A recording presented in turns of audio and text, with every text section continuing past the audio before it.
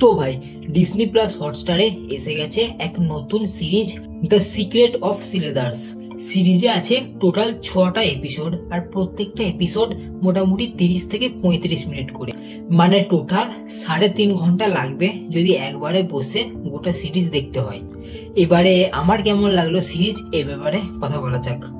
আমি Arko, welcome to the new video. যদি এক কথাই বলা হয় তাহলে আমি বলবো অসাম। এরকম কোনো সিরিজ হিস্টোরিক্যাল ইভেন্টের ওপরে এর আগে আমি দেখি নাই ভাই। এত এনগেজিং এই সিরিজটা, কিছু বলার নাই। সিরিজের স্টোরি একদম সিম্পল, ছত্রপতি মহারাজ শিবাজি আর ওনার লুকানো খাজানাগুলোকে খোঁজা নিয়েই গল্প। কিন্তু এই সিম্পল স্টোরিকেই কিভাবে ঘুরিয়ে পেঁচিয়ে টুইস্টের সাথে একটা আলাদা ধরনের স্টোরিতে পরিণত করেছে। স্যালুট টু এর ডিরেক্টর আদিত্য স্যারকে, যে এর আগেও মুঞ্জিয়াকে ডিরেক্ট করেছে। সিরিজে সেরকম বড় অ্যাক্টররা না থাকলেও যারা আছে তাদের অ্যাক্টিংও সুপার।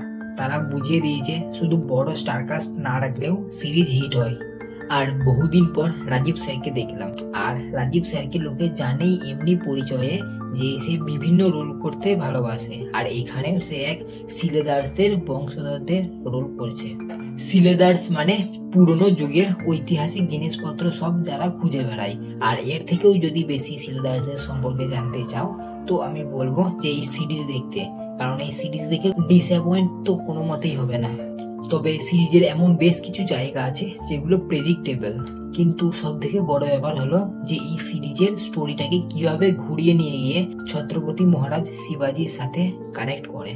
আর এই সিরিজে এমন 3-4টে সিন আছে যেখানে গুজবাম্পস আসবে নিঘাত। এই সিরিজের প্রেজেন্টেশন এত সুন্দর, আমার বলার কিছু মুখ নাই। তবে একটাই কথা বলবো যে যদি হিস্টোরিক কোনো সিরিজ বানাতে হয় তো এরকমই বানানো উচিত। তো ওভারঅল দেখে একে আমি দেবো 4 আউট অফ 5 স্টার। শুধু একটা স্টার কাটলাম ওই 2-1টা সিন প্রেডিক্টেবল আছে বলে, কিন্তু ওভারঅল সিরিজ খুব ভালো। তো আবার দেখা হচ্ছে নেক্সট ভিডিওতে। বাই, সাবস্ক্রাইবটা করে দাও।